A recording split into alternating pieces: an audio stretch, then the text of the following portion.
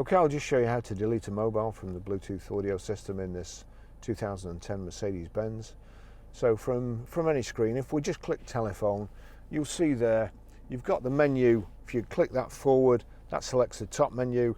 Click it back towards you like so. So we're onto the bottom menu and you've got telephone there. So we select telephone by clicking on there, and there you've got Bluetooth telephones, receive business cards that are possible or possibilities. Bluetooth telephone, select Bluetooth telephones. Now there's only my phone showing, so we turn this down to my phone, and then you'll see there's options there, but it's grayed out or back over there.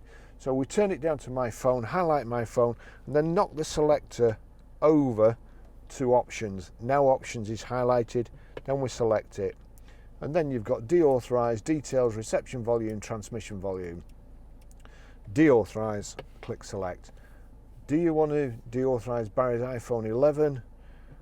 Yes.